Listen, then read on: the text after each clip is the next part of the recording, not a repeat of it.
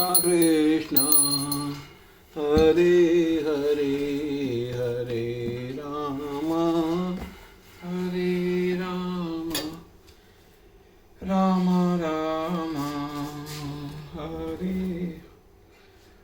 आज हम 9वें अध्याय के श्लोक 2 का अर्थ कंटिन्यू करेंगे। अतः आत्मा के कार्यों को यहाँ पर समस्त ज्ञान का राजा, समस्त ज्ञान का गुह्यतम अंश कहा गया है। ये ज्ञान समस्त कार्यों का शुद्धतम रूप है, जैसा कि वैदिक साहित्य में बताया गया है। पद्म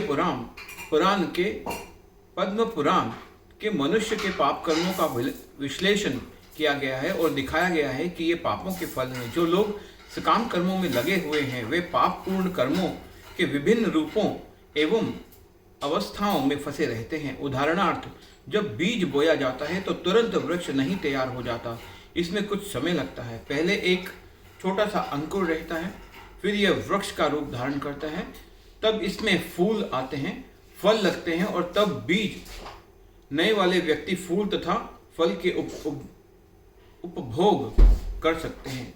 इसी प्रकार जब कोई मनुष्य पाप कर्म करता है तो बीज की ही भांति इसके भी फल मिलने का समय लगता है। इसमें भी कई अवस्थाएं होती हैं। भले ही व्यक्ति में पाप कर्मों का उदय होना बंद हो चुका हो, किंतु किए गए पाप कर्मों का फल तब भी मिलता रहता है।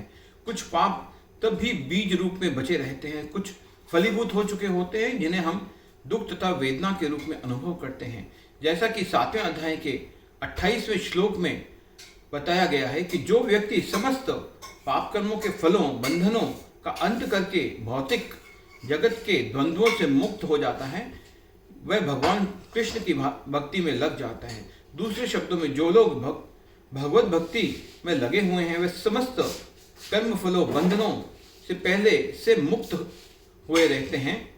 यह कथन की पुष्टि पद्म पुराण में हुई है। अप्रारब्ध फलम पापम कूटम बीजम फलोन्मुखम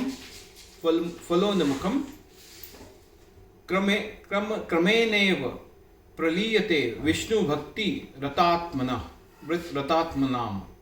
जो लोग भगवत भक्ति में रत हैं उनके सारे पाप कर्म चाहे फलीभूत हो चुके हों, सामान्य हो या बीज रूप में हो, क्रमशः नष्ट हो जाते हैं। अतः कि भक्ति के शुद्ध कारिणी शक्ति अत्यंत प्रबल है और पवित्रम उत्तमम अर्थात विशुद्धम कहलाती है। उत्तम का तात्पर्य दिव्य है। तमस का अर्थ यह भौतिक जगत या अंधकार है और उत्तम का अर्थ भौतिक कार्यों से परे हुआ।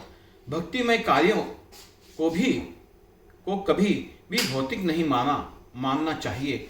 यद्यपि कभी कभी ऐसा प्रतीत होता है कि भक्त भी सामान्य जनों की भांति रत रहते हैं। जो व्यक्ति भक्ति से अवगत होता है वही जान सकता है कि भक्तिमय कार्य भौतिक नहीं होता, ये आध्यात्मिक होता है और प्रकृति के गुणों में स्वर्ण अदूषित होते हैं। कहा जाता है कि भक्ति की संपन्नता इतनी पूर्ण होती है कि इसके फलों का प्रत्यक्ष अनुभव किया जा सकता है। हमने अनुभव किया है कि जो व्यक्ति कृष्ण